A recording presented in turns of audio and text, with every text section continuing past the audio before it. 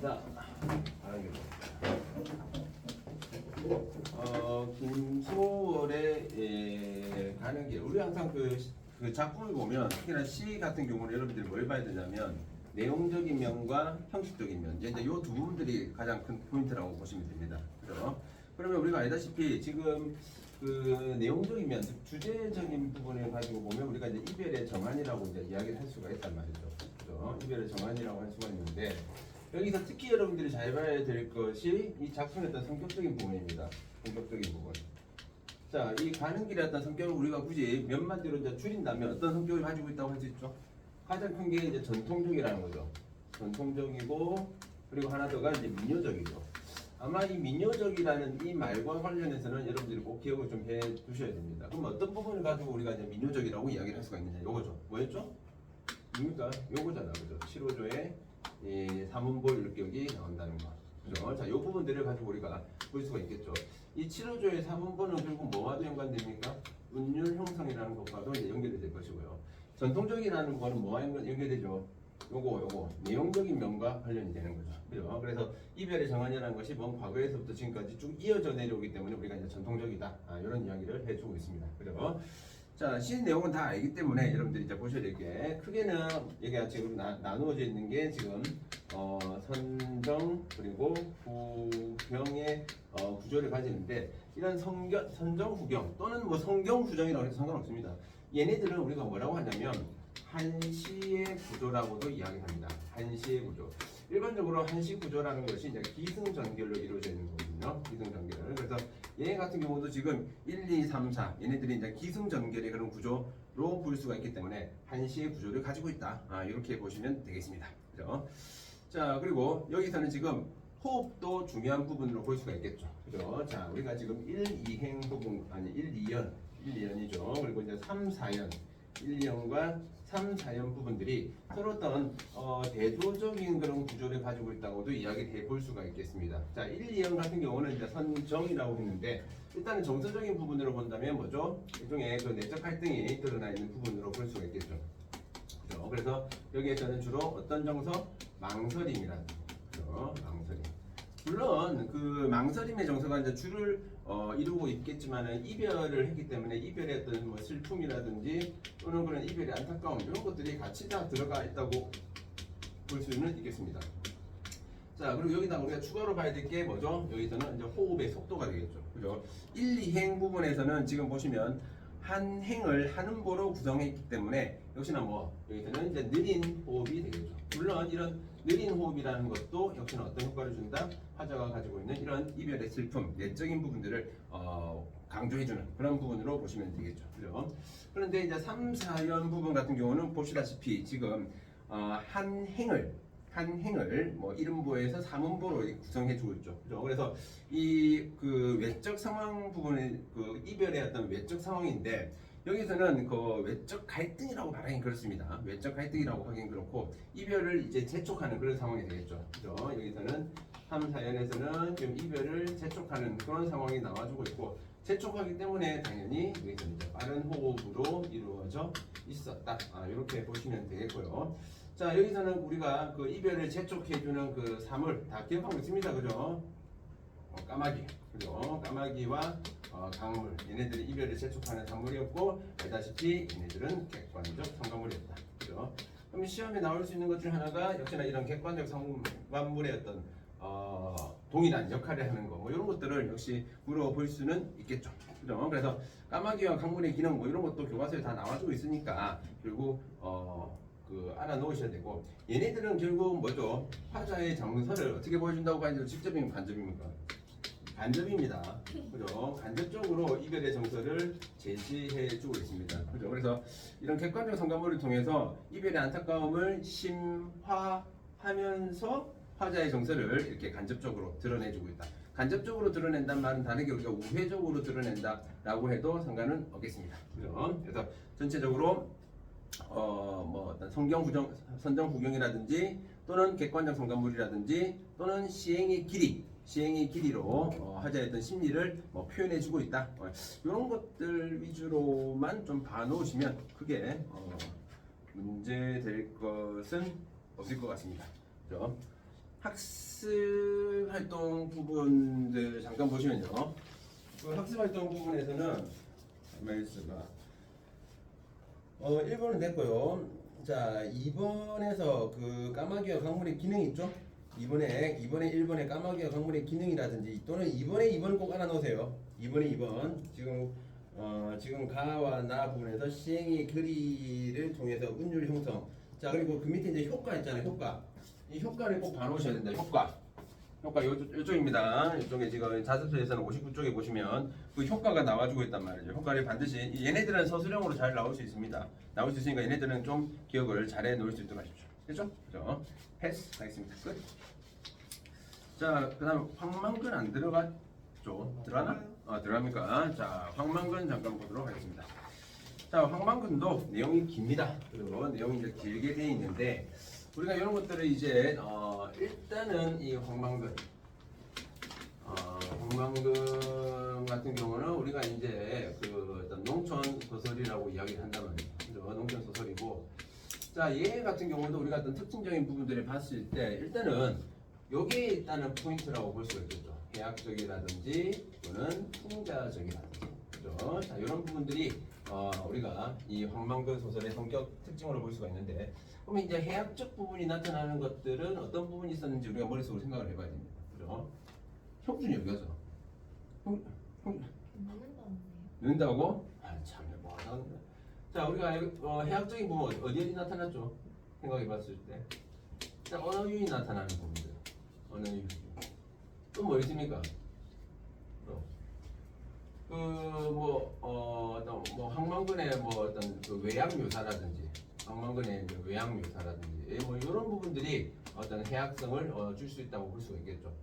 자, 풍자적이다라고 하면 어떤 부분을 우리가 풍자적으로 볼 수 있을까? 크게 보면 두 가지가 되는데요. 하나는 이 황망근이 살고 있는 이 동네 마을 사람들, 이장을 포함입니다. 자, 이 마을 사람들이 굉장히 어떻다? 이기적이더라. 물론 이런 마을 사람들의 모습은 우리 황망근과는 서로 대조된다는 것은 다 알고 있을 것이고요. 하나 더 어떤 풍자가 있을까요? 당시 농촌 사회의 어떤 구조적인 모습. 그러니까 IMF 이후에 그런 농촌 사회에서 그 이제 빚이 자꾸 늘어나고 있었단 말이죠. 그죠? 이런 것들이 결국 현실 사회의 어떤 부조리한 모습들입니다. 그래서 현실 사회에 대한 그런 부조리한 모습을 풍자해주고 있다. 네, 여기 보시면 되겠고. 자, 소설이기 때문에 무조건 시점은 잘 알아두셔야 되겠죠. 자, 전지적 작가 시점인데요. 자, 우리가 이제 전지적 작가 시점이라고 했을 때 여기서 특히 좀 조심해줘야 될 것 중에 하나가 뭐였습니까? 초점화자라는 거죠. 초점화자. 여기서 이제 초점화자로 등장한 인물이 누구였습니까? 민씨였다. 민씨. 그죠? 자, 이렇게 그 민씨를 이렇게 초점화자로 해주고 있기 때문에 우리가 이 민씨의 어떤 역할, 이 민씨의 역할을 여러분들 조금 알아주셔야 됩니다. 민씨의 역할. 자, 일단은 이 민씨는 이 황망근의 그 말과 어떤 행동을 관찰하는 그런 인물로 볼 수가 있겠죠. 이 말과 행동을 관찰함으로 해서 결국 이 황망근이라는 인물이 어떤 인물인지, 이 황망근의 어떤 면모를 자 간접적으로 제시한다. 간접적으로 제시한다. 그러니까 시험 문제는 결국은 이렇게 보기를 선명하게는 안 준다는 겁니다. 보기를 선명하게는 안 주고 결국 단어 하나를 바꾸는. 우리가 학교 내신에서 제일 잘 봐야 될 게 뭐냐면 단어하고 조사입니다. 단어하고 조사. 그죠? 이 조사를 잘 봐야 돼요. 조사를. 그죠? 조사 하나 때문에 의미 자체가 완전히 틀려지기 때문에요. 그죠? 그래서 민씨가 말해주고 있는 그 부분들은 주로 이제 황망근에 대한 이 행동에 대한 관찰이죠.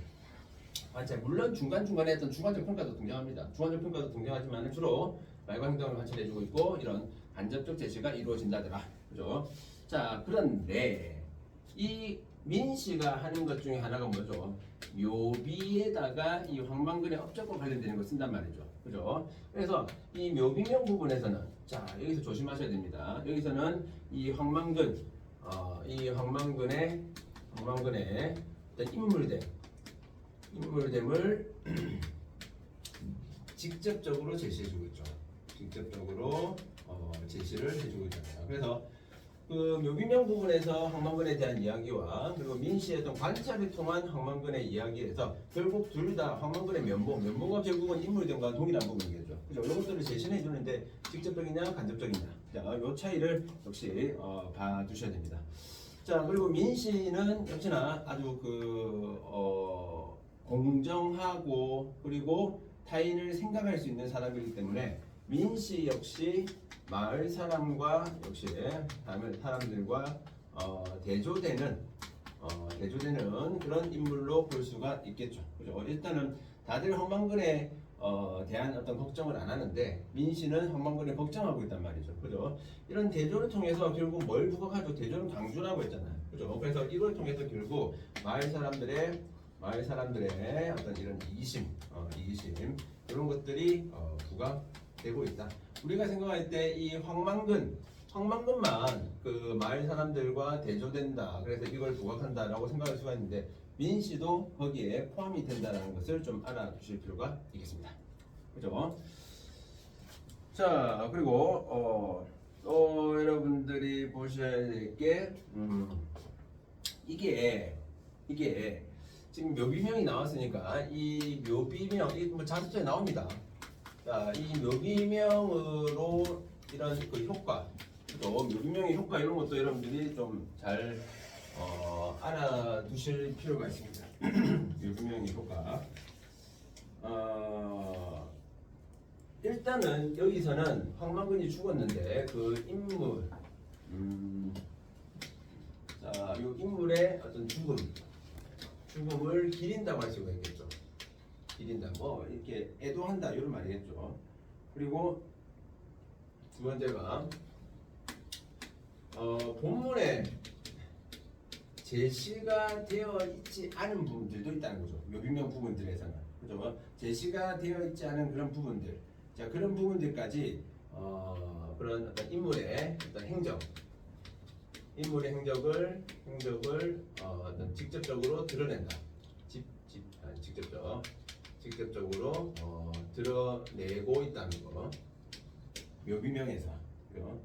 또 뭐가 있을까요? 그리고 묘비명에서는 역시나 독자의 어떤 궁금증도 일정 부분이 이제 해소될 수 있는 이런 역할을 해주는 것이 묘비명의 어떤 형식과 효과로 볼 수가 있습니다. 근데 여기서 이제 추가로 여러분들이 또 같이 기억하셔야 될 게 뭐냐면 이게 지금 이 작품의 특징 중 하나가 이게 전의 형식이거든요. 꼭 기억해 놓으세요. 전의 형식. 이 전의 형식이 어떤 것이고 책에 나와주고 있을 겁니다. 전의 형식이 어떤 것이고 이 전의 형식을 통해서 어떤 효과를 주고 있는지 요거 형식과 전의 형식과 그 효과 요 아이들을 꼭 기억을 좀 해 놓으십시오. 아시겠죠?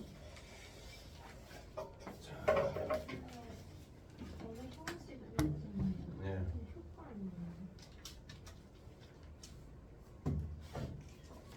효과 나옵니까?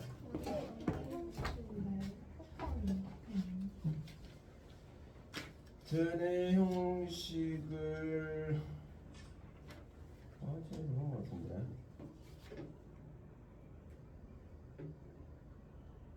요 전의 형식이다. 대상에 대한 작가의 인식을 구체화될 수 있어 작가의 가치관 사상 소리가 여기 나오는 거죠. 이거 전의 형식 아닌가? 그리고 어디 있다고요? 응죠.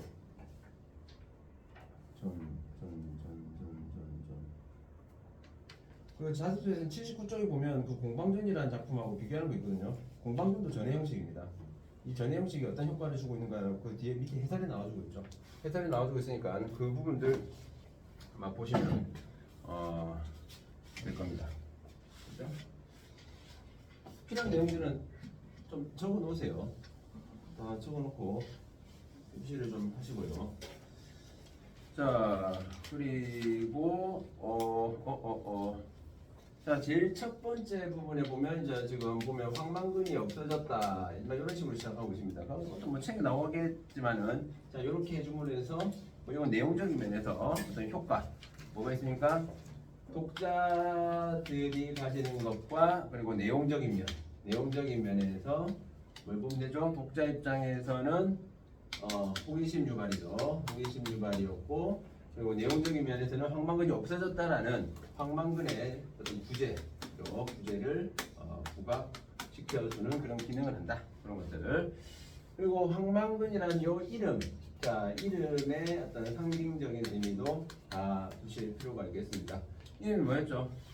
황망근 마을의 뿌리죠. 이 마을의 뿌리라는 게 결국 뭘 나타냅니까? 그렇죠. 꼭 필요한 존재라는 거죠. 그죠? 이 황망근이라는 존재가 꼭 필요한 존재로서의 역할을 해주고 있었다. 그만큼 마을에 있는 사람들 자체가 워낙 이기적인 그런 부분들이 많다 보니까 이런 어떤 이타적인 사람들의 어떤 필요성을 이야기해 준다는 거. 자, 아까 우리가 해학적인 부분에서 이제 언어 유희 이야기를 했었는데 언어 유희의 종류가 많습니다. 그죠? 언어 유희의 종류가 많기 때문에 특히나 이번에 들어가는 것 중에 뭐가 있었죠? 공산탈춤. 공산탈춤도 있고 하니까 봉산탈춤에 나와주고 있는 그 구절을 활용해서 물론 봉산탈춤에서 역으로 물어볼 수도 있는 것이고요. 그 언어 유희 잘 보셔야 됩니다. 그죠? 그러니까 아마 나온다면 동음이를 활용했든지 아니면 발음의 유사성을 활용하든지 뭐 어떤 그런 식의 언어 유희가 나올 겁니다. 언어 유희 문제가 나올 때는 문제 유형은 딱 두 가지로 보시면 됩니다. 두 가지로 어떤 거냐면 자 어떤 뭐 예를 들어 A라고 해놓고요. 자 A에서 사용된 표현과 가장 유사한 것은 자 물론 가장이라는 말이 없습니다. 국어에서는 항상 이게 중요하거든요. 가장. 그래서 가장 유사한 거 이렇게 물어봤을 때 이 5개가 다 1, 2, 3, 4, 5번이 다 언어 유희가 될 수가 있고 그러면 그 5개 중에서 아까 말했듯이 뭐 발음의 유사성을 이용한 언어 유희가 있는지 그걸 찾아서 답을 체크를 하면 돼요. 근데 그게 아니면 5개 중에서 4개는 그냥 일반적인 언어 유희고 하나는 반드시 뭐가 주로 나오냐면 희화화가 주로 나옵니다. 희화화. 그래서 우리 황망근의 모습에서도 어떤 희화화시키는 그런 표현들이 있었단 말이죠. 희화화시키는 게 뭐였습니까? 대상을 우스꽝스럽게 묘사하는 거거든요. 그죠? 그래서 희화화는 언어 유희하고는 관련은 없습니다.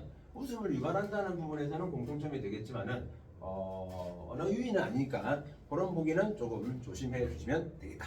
그죠? 하나 더. 자, 이 작품의 특징 중에 하나가 작품 하나 빠졌네. 자, 고전문학적 요소가 있다라고 되어 있을 겁니다. 그죠? 자습서에서도 아마 그 내용이 있었던 걸로 기억하는데요. 이 고전문학의 양식이 요소가 어떤 것들이 있는가? 어떤 것들이 있죠? 아까 말했던 전의 양식. 전의 양식이 뭐랬죠? 일대기입니다. 일대기. 전의 양식하고 또 뭐가 있었죠? 비현실성. 자, 비현실성은 어디에서 나타났습니까? 황망근에서 비현실성, 그렇죠. 토끼하고 싸우는 부분이 있었죠. 많은 사람들이 그런 이야기를 하는데요. 그게 가짜인가 이제 책에는 안 나오니까 왜 중력되어서 실제로 토끼하고 싸웁니다. 자이언트 토끼하고 싸우는 그런 부분들이 있죠. 그죠? 그리고 해학과 풍자. 그죠?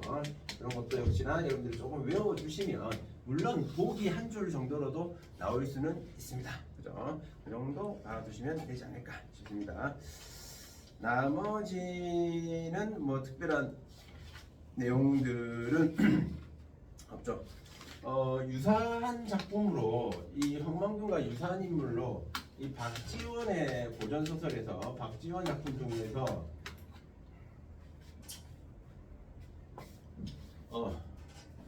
광문자전이라는 작품이 있습니다. 광문자전. 이 광문자전에서 이 광문이라는 요 인물이 나오는데 광문은 거지예요.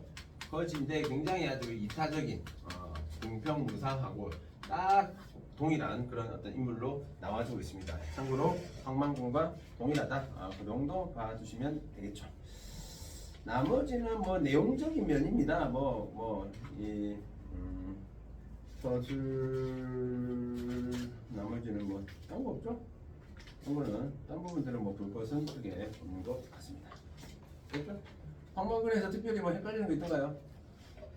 이게 아마 그 당시 농촌 사회하고 연결시켜서 이야기를 한다면 그거는 나올 수 있습니다. 신경님의 농무라는 작품이 있거든요. 농무. 그렇죠? 농무 같은 경우가 농촌 사회의 어떤 구조적 모습, 농사를 지어도 비료값도 안 나온다. 어떤 그런 식의 어떤 표현을 통해서 구조적인 그 여기서도 농가, 부채, 탕감과 관련된 어떤 그 이야기가 나와주고 있으니까 90년대 우리 농촌의 현실을 보여주는 그런 현대시 하나까지 같이 좀 알아놓으시면 뭐 괜찮지 않을까 싶네요. 딴 거 없죠? 딴 거 없죠? 근데 네. 전해 양식에서 네. 행적, 출생, 행의 평가, 순위, 황망근이 나오고 여기서 그냥 출생, 성장, 행적, 죽음은 뭘 말하는 거예요? 그냥 무슨 순서 얘기하는 거 아니에요? 전해 양식에서? 예, 맞습니다. 그럼 여기는 뭘 어디를 보는 걸까? 그러니까 전해 양식이 예. 황망근에서 예. 황망근 행적이 나오고 출생이 나오고 생애가 나오고 평가가 나오잖아요. 그렇죠. 황망군도 평가 같은 경우는 지금 그 묘비명을 통해서 평가가 이루어진다라고 봐야 되겠죠. 마지막 부분에서 그게 이 순위 전해 양식이라는 거예요. 일반적인 양식입니다. 무조건은 아닌데 일반적으로 이런 형식을 나타내고 있죠. 인물의 그러니까 제일 큰 건 뭐냐면 저는 행적이 나오고 거기에 대한 평가가 나오는 게 가장 일반적이에요. 행적과 평가. 일단은 황망군 같은 경우에 행적과 평가가 나오죠. 그래서 전해 양식을 따르고 있다라고 이야기를 하고 있습니다. 행적과 평가가 나오기 때문에. 그죠? 여기에서도 황망군의 행적이 먼저 제시되고 그 다음에 황망군에 대한 민시의 평가가 나와주고 있으니까 전해 양식을 살리고 있다라고 이야기를 하고 있습니다. 그렇죠? 그렇게 되시죠. 됐습니까? 됐습니까? 자, 그러면 그 다음에 넘어갑니다. 자, 그 다음에 봐야 될 게 3단원입니까? 2단원이죠, 없죠? 아, 눈물인가? 눈물이죠. 눈물하고 유리창이죠. 눈물하고 유리창 한번 봅시다.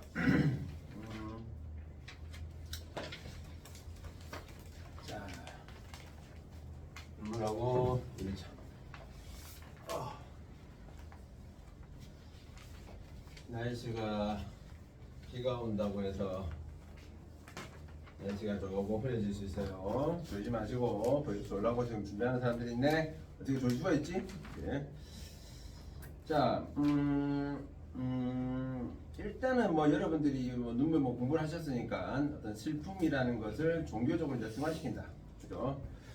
그러니까 눈물에서 일단 화자가 가지고 있는 슬픔, 이 슬픔이 이제 아이의 죽음입니다. 그죠? 아이의 죽음인데, 자 여기에 대해서 이걸 이제 극복했다고 볼 수 있겠죠.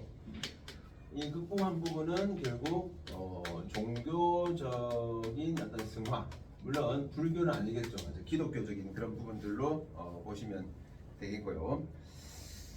자, 그러면 여기서 이 눈물이라는 것은 결국 요거겠죠. 이런 고통과 이런 슬픔.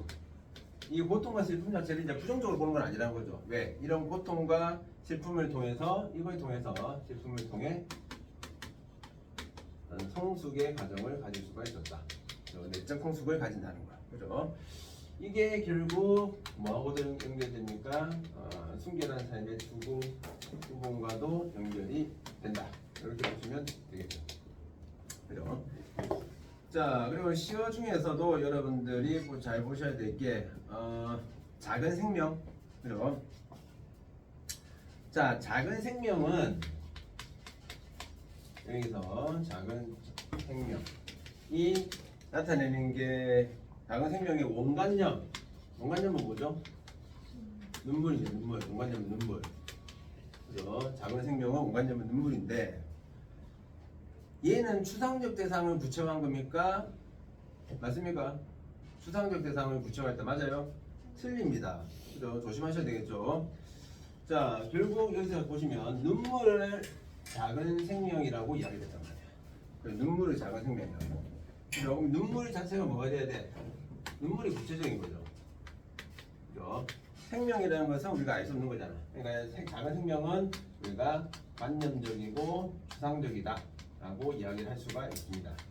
반대적으로 우리가 일반적으로 계속 쓰고 있는 것들은 추상적 대상의 구체화인데 여기서는 이제 구체적 대상을 관념적으로 표현해주고 있다. 이제 이런 식으로 이야기를 해 주셔야 되겠죠. 말장난 조심하십시오. 말장난 조심하시고. 자, 여기서는 시어의 어떤 대비가 나타나니까 시어의 대비 나타나는 부분들을 역시나 보셔야 되는데, 일단 뭐 제일 눈에 분명한 게 뭡니까? 이제 꽃과 웃음이죠. 꽃과 웃음이 될 것이고, 요 꽃의 반대가 뭐였지? 열매. 웃음의 반대가 눈물.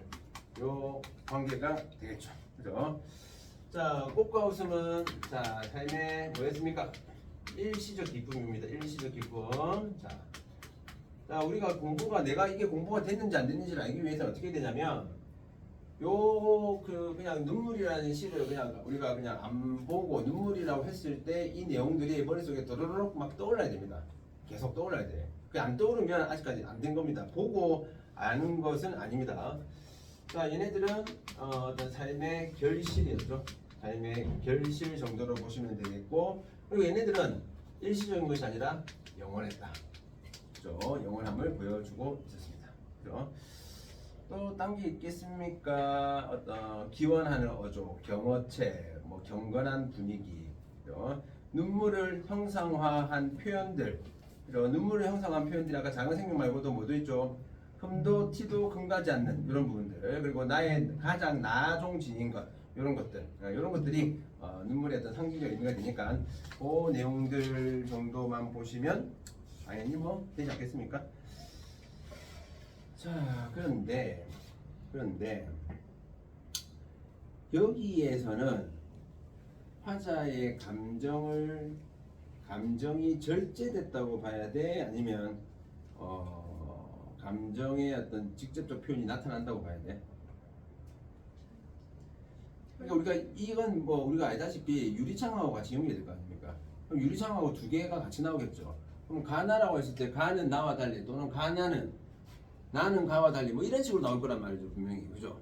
그러면 가에서는 어쩌고 나에서는 이렇고 가나 두 개 비교하는 뭐 이런 식으로 나올 거기 때문에 두 작품의 어떤 공통점과 차이점 이런 것들은 봐줘야 됩니다. 일단 내용적인 면에서는 뭐가 보입니까? 이제 아들의 죽음이라는, 자식의 죽음에 뭐 혈육의 죽음이라는 어떤 그런 공통점이 있을 것이고, 그리고 감정의 어떤 절제가 드러나는 것도 공통적인 그런 부분이 되겠죠. 그죠? 근데 이제 슬픔을 극복하는 방법의 차이가 있다는 거죠. 둘 다 감정을 절제하고 슬픔을 이제 드러내는 그 슬픔을 억제하는 그 방식적인 부분에서, 일단 눈물 같은 경우는 종교적인 부분들이 있지만 제망매가 같은 경우겠죠. 제망매가처럼. 근데 유리창에서는 종교적 색깔은 나오지는 않습니다. 그죠? 여기서는 유리창에서는 다른 방법을 통해서 그 감정 절제의 그런 표현들이 나오더라. 그죠? 그래서 자, 일단은 유리창은요, 슬픔을 극복했느냐 안 했느냐부터 여러분들이 생각해 보셔야 합니다. 했습니까 안 했습니까? 유리창은 슬픔을 극복했어요 안 했어요? 안 했습니다. 그죠? 유리창은 슬픔을 참는 거지. 그죠? 참는 거기 때문에 극복이 이루어지지 않았다. 차이점이 있다는 거죠. 차이점. 그죠? 그죠? 자, 유리창 좀 더 가볼게요. 유리창은요, 우리가 이제 감각적이다, 그리고 회화적이다, 이런 말을 씁니다. 자, 이 회화라는 건 뭐랬죠? 주로 어떤 묘사와 관련되는 부분이죠. 그래서 아무래도 어떤 시각적인 부분들이 주를 이루고 있습니다. 그죠? 그리고 화자가 가지고 있는 이런 슬픔, 자, 슬픔의 이런 절제가 이루어집니다. 슬픔의 절제가. 이 슬픔의 절제가 이루어지는 게 주로 어떤 걸 통해서 이루어진다? 학교에서 뭐 감정의 대위법 이런 거 했는가 모르겠네요. 뭐 얘기하던가요? 대위랑 역설이랑 대위랑 역설. 그렇죠. 대위랑 역설. 이 감정의 대위가 나타나는 부분이 어느 부분이었습니까? 차고 슬픈 것, 이 부분이었죠.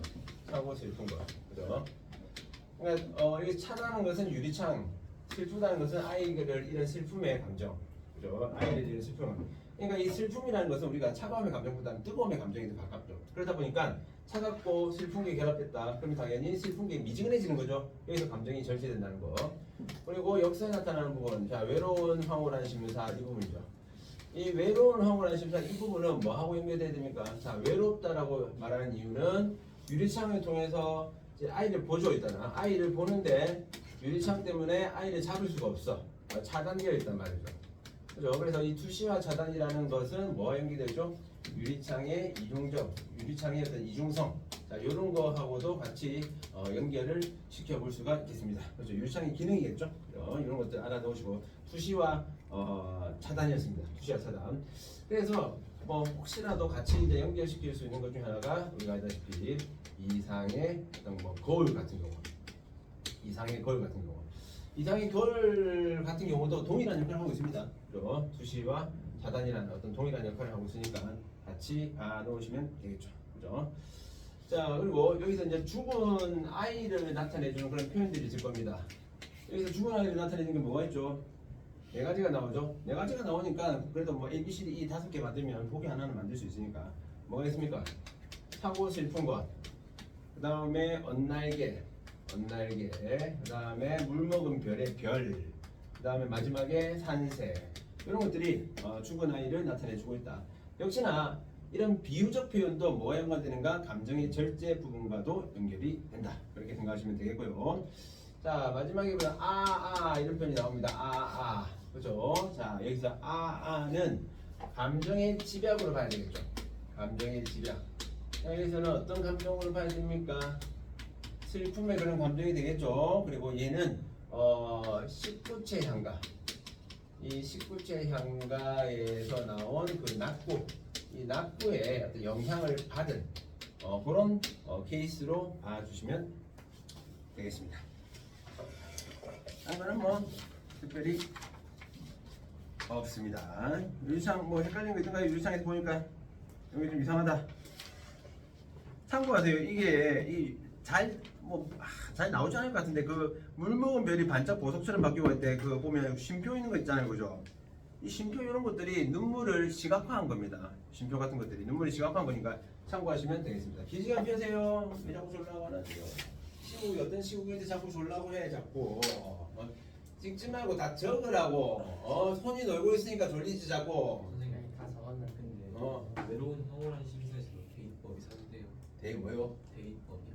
이것도 일종의 대위로, 왜냐하면 모순되는 감정이기 때문에 대위라는 것이 서로 모순된 거죠. 외로운데 황홀하다는 거. 외로운데. 그러니까 사실은 이걸 역설법으로도 보지만 감정의 대위로도 볼 수 있는 부분이죠. 대위는 모순되는 감정을 결합하는 거. 쌤 근데 네. 저렇게 입김을 불잖아요. 입김 불지. 그러면 입김으로 인해서 길이 보인다라고 표현을 하는데 입김을 부니까 뭐 한다고요? 길이 보인다. 입김을 부는데 길이 보인다. 네. 무슨 길? 그러니까 그 무슨 길인지 모르겠는데 그 길이 보인대요. 그래요? 선생님 필기에 학교생 필기에. 야 그렇게 하면 입김이 이렇게 가잖아요. 그럼 그게 그 길들은 양 여기에 길들여진 것처럼이랑 길들이 이렇게 두 가지로 해석이 된다고 쌤이 적었는데 안 날 겁니다. 안 나와요? 길이 일렁이는 것처럼 보여. 여기서는 뭐 날아가는 새 같은 죽은 아이의 뭐 하라는 환영이라고. 거예요? 이런 그러니까 이게 우리가 아빠가 지금 여기서 지금 창문을 기대서 하고 있는 거거든요. 그러니까 이게 숨을 쉬니까 입김이 생겼다가 사라졌다 지금 하고 있는 그런 상황입니다.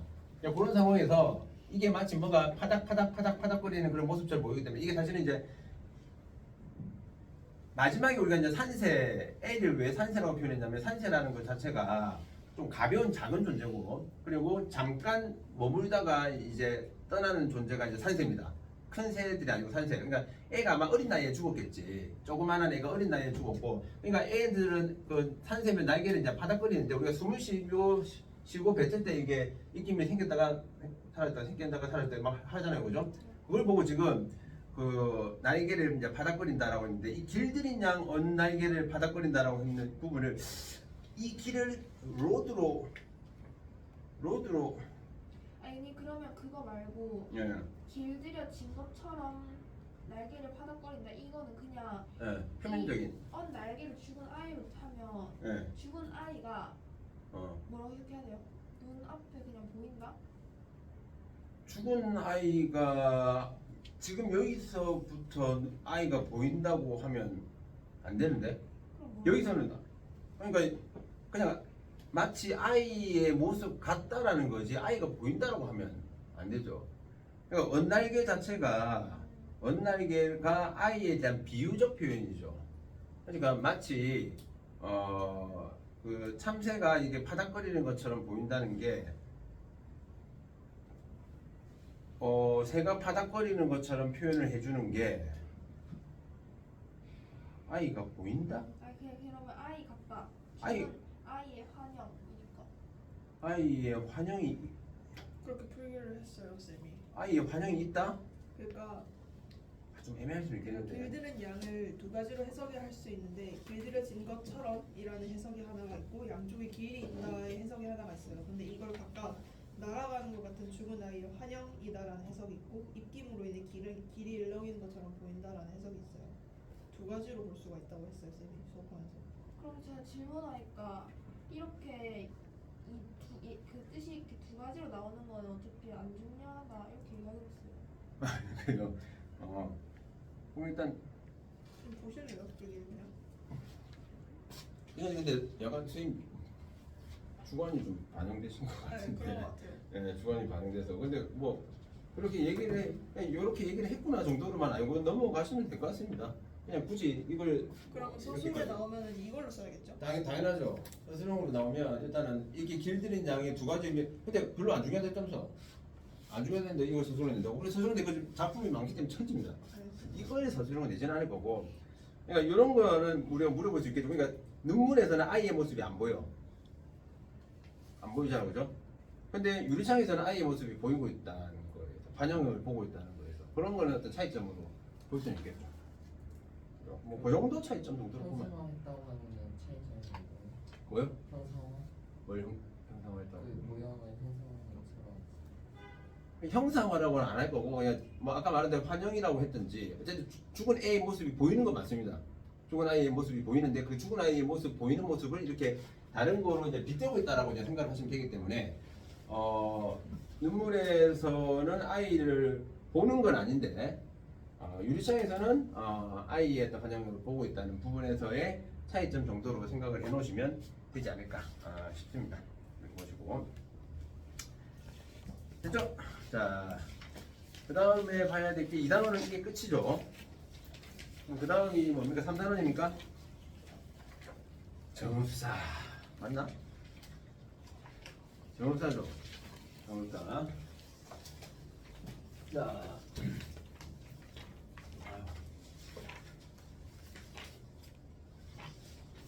정읍사. 어이, 우리 1시간 지났네. 자, 정읍사 보겠습니다. 일단은 정읍사는 일단 고전 작품이니까 고전 작품 무조건 관례와 연결시켜서 알아두실 필요가 있습니다. 일단은 고대 가요죠. 얘는 어느 나라 고대 가요예요? 백제 백제입니다. 백제. 그죠? 백제 시대 백제의 그 고대 가요로 이제 보시면 되겠고요. 뭐 주제는 뭐 아시다시피 남편의 무사 귀환을 바라는 그 마음을 담아내고 있습니다. 얘는 뭐로 전해지죠? 국문으로 전해집니까? 아니면 한문으로 전해집니까? 네? 국문이죠, 국문. 한문 아니에요. 만약에 한문이었으면 한 장 적혀 있었을 겁니다. 근데 한 장 아니라 여기서는 국문으로 기록되어서 전해지는 가장 오래된 노래다. 그죠?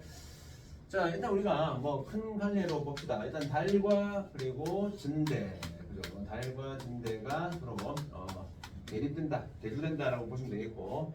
자, 달에 이미 여러분들 생각나는 대로 다 얘기해보세요. 기원에 대해서 광명, 기원의 대상,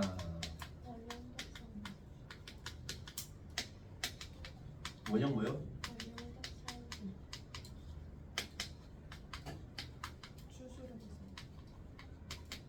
학교에서 근데 주술이라는 단어를 쓰던가요? 학교에서 주술의 대상이라는 말을 안 했죠. 주술의 대상이란 말 안 들어본 거 같죠? 안 들어본 거 같죠? 교과서의 필기에 만약에 주술의 대상이 안 되겠으면 그냥 거기까지는 가지 마시고 원형적 상징을 학교에서 얘기를 한 겁니까? 원형적 상징이란 말은? 모형도 안 했어요. 그러니까 어둠을 광명의 존재, 기원의 대상 이거 두 개만 했어요. 그래요. 그 정도만 알아놓으죠. 아마 근데 여러분들 크게 이 정도만 알아두시면 될 겁니다. 이 정도만 알아두시면 되겠고. 자, 일단 진대는 일단 어둠과 관련되는 부분이죠. 그죠? 자, 어떤 뭐 위험한 것. 다른 여인으로 봤습니까? 안 봤습니까? 다른 여인. 다른 여인은 사랑의 장애물과 관련되는 부분이었다. 그죠? 사랑의 장애물과 관련되는 부분이니까 참고로 하시고. 글쎄요. 사랑의 장애물. 우리 시험 보면 동동이 들어갔었나? 네. 오랜만에 한번 봅시다. 자, 사랑의 장애물. 자, 정업사 전대 또. 뭐가요? 사랑의 장애물. 사랑의 장애물. 동동에서요?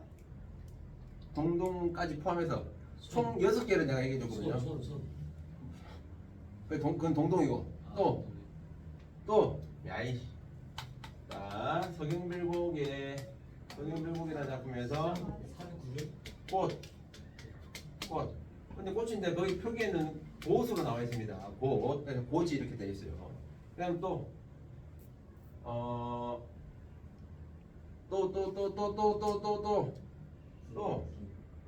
아이씨, 또 뭐 있었어? 만전춘별사라는 작품에서는 소. 그다음에 동동에서는 12월의 손. 그다음에 규원가에서는 세 사람. 그다음에 상사별곡이라는 작품에서 노류장화 이런 것들이 있습니다. 참고하시고 다른 여인이 나타내는 거 참고하시면 되겠죠. 그죠? 자, 그다음 마지막에 요건 이제 중의적 해석하는 부분들이 있었죠. 그죠? 중의적 해석하는 부분에서 내 간혼대 마지막에 내 간혼대 정글에세라에 나오는 내 간혼대. 그죠? 자, 내 간혼대 이것도 학교에서 중의적으로 봤었습니까? 네. 자, 두 가지였습니까? 세 가지였습니까? 세 가지요. 세 가지. 그러니까 아내가 가는 길, 남편이 오는 길, 그리고 우리 부부가 나아갈 부부의 인생길 이렇게 된다는 거 하나. 자, 내용적인 면에서 여기서 끝나면 안 되겠죠. 여기서는 지금 여음부 형식적인 면에서는 분명히 이게 나오겠죠. 이 여음부를 제외했을 때 어떤 표현이 나오죠? 3장 6구의 형식에 해당된다. 그죠? 3장 6구의 형식이니까 시조 형식의 어떤 근원에 해당된다는 거. 그 정도 봐두시면 되겠죠. 그죠? 자, 동동에서 그 정읍사에서 특별히 뭐 좀 헷갈리는 거 있습니까? 요거는 독백체 맞아요, 독백체. 독백체입니까? 어떻습니까, 이거는? 독백체. 독백체죠. 아니에요? 말고 아니야. 다르게 다르게 난 얘기하는. 달림이시여 높이 이거 말을 건네는 어투로 봐줘야 돼요. 말을 건네. 대화체인 거예요? 이게 대화체하고는 좀 다른데 왜냐면 명확하게 말하면 대화체는 서로 말을 주고받아야 되거든요. 그러니까 서로 이야기를 하는 건 아니에요. 근데 일단은 다른데 이야기를 하고 있죠. 청자가 일단 나오면 기본적으로 말을 건네는 어투가 되는데요. 근데 말을 건네는 어투란 말 대신에 대화체로 써도 상관없습니다. 근데 명확히 차이는 있습니다. 정확하게 말하면 차이는 있는데 말을 건네는 어투 또는 뭐 그렇게 보시면 되겠죠. 선생님 달이 청자죠. 그래서 여기서는 달한테 이야기를 하고 있으니까 달님이시여 이렇게 이야기를 해주고 있으니까 달을 청자더라도 상관은 없죠. 그렇습니까? 다른 거 있습니까? 고대 가요입니다. 고려 가요 이런 거 아니에요. 얘는 뭐 음보로 나누어지거나 그런 것도 없습니다. 뭐 사문 이런 것도 아니에요. 됐죠? 됐습니다. 자, 그다음에 공산탈춤입니까? 네. 공산탈춤. 공산탈춤 긴데. 자, 공산탈춤.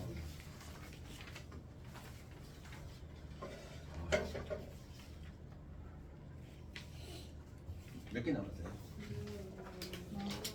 다섯 개가 나왔다고? 윤유정 근데 개 잘량이 개 가죽을 말하는 거예요. 개 가죽. 많이 남았어요?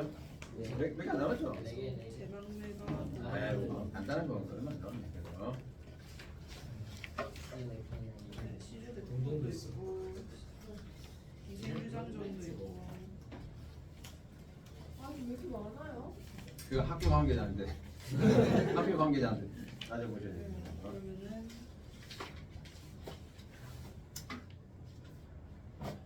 네 개 시조 네턴까지 포함해서 4개.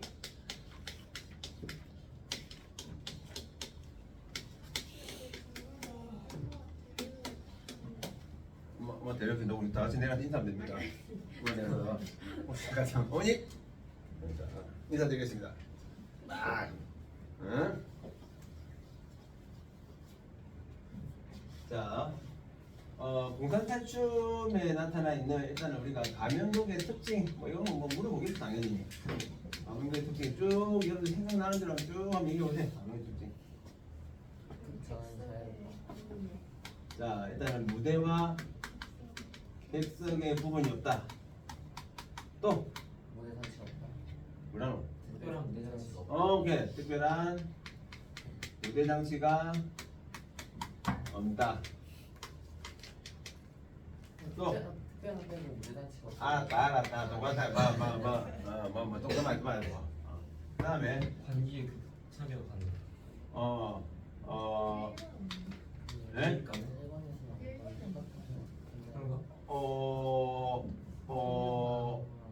같은 의미입니다. 같은 의미입니다. 어쨌든 더 있어 보이게 관객과 악공의 극중 참여가 가능하다. 자, 여기서 조금만 더 우리가 추가해 볼게요. 자, 그래서 요 관객을 그래서 우리가 능동적 또는 우리가 적극적 감상자라고 이야기하죠. 우리가 서양 연극과는 서로 반대되는 거였죠. 그럼 서양 연극은 이제 수동적인 그런 얘기가 되겠죠. 또 있습니까? 옴니버스 장치. 이 가면극의 특징에서만. 옴니버스는 뭔데요? 그는 이 봉산 탈춤의 구성 방법과 관련되는 겁니다. 구성 방법과. 그럼 이거 요거하고 가면극의 특징하고는 조금씩 다르고요. 그건 얘는 옴니버스인 예. 다른 가면극에서는 옴니버스 아닌 것도 많습니다. 다른 것들은 얘가 지금 옴니버스라는 거지. 또 있었나? 뭐 버전하지? 극중 공연 장소와 극중 장소가 일치한다. 극중 장소의 일치.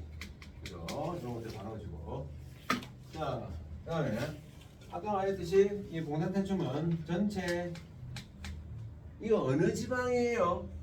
함정. 어느 지방? 지방까지 알아야 돼요. 황해도. 예전에 나왔던 문제는 강원도 봉산 지방 해가지고 그게 오답이었거든요. 헐, 그건 좀 황해도입니다. 황해. 그럼 지금 들어오면 이제 아까 볼 겁니다. 황해도입니다. 황해도. 황해도 봉산 지방에서 연행되는 황해도 봉산 지방입니다.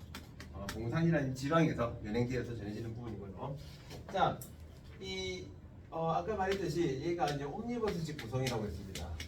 옴니버스식이라는 것이 이제 독립적 구성이라고 했죠. 독립적 구성. 그러니까 각 과장이 이제 독립적으로 구성되는데 이거 반대가 뭐랬습니까?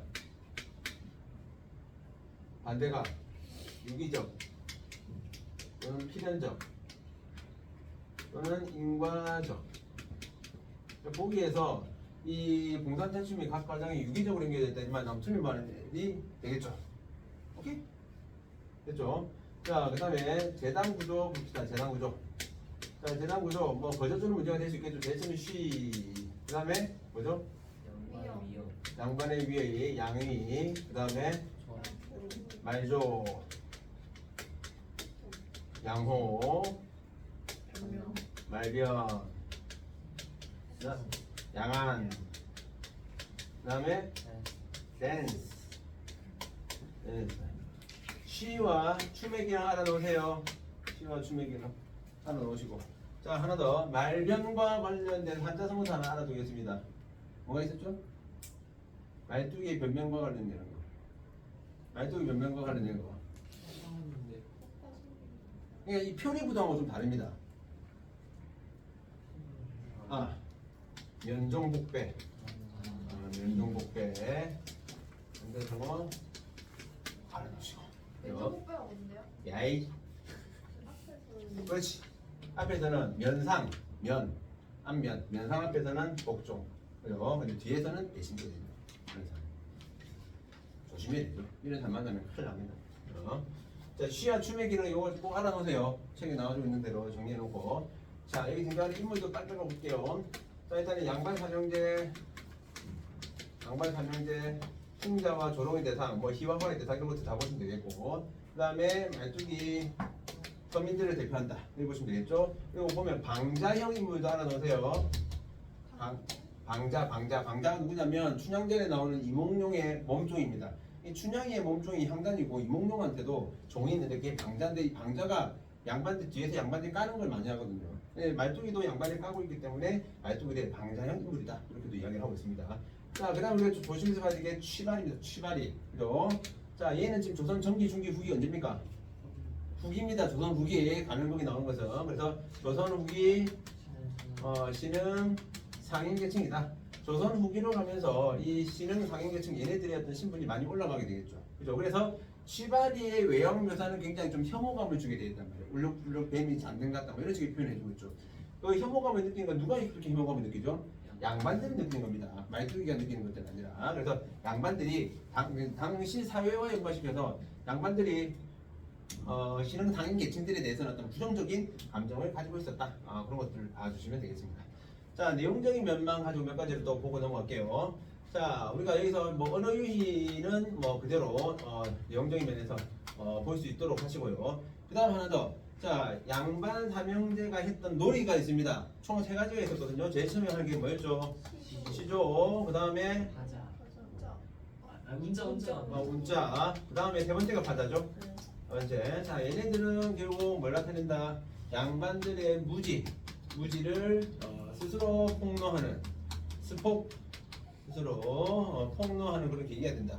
자, 시조의 내용이 뭐였습니까? 탈로가였습니다. 탈로가 늙음을 한탄하는 내용이었거든요. 그래서 혹시라도 그 다른 탈로가 뭐 물어볼 수 있으니까 참고하시면 되겠습니다. 그리고 소재적인 면에서 여러분들이 꼭 좀 알아두시면 좋은 게 체포영장 그 뭐가 있었죠?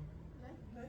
체포영장 마지막에 취발이 잡으러 갈 때. 양반의 미 아직 권위가 남아 그러니까 있다. 그 뭡니까 그 이름이 두 글자.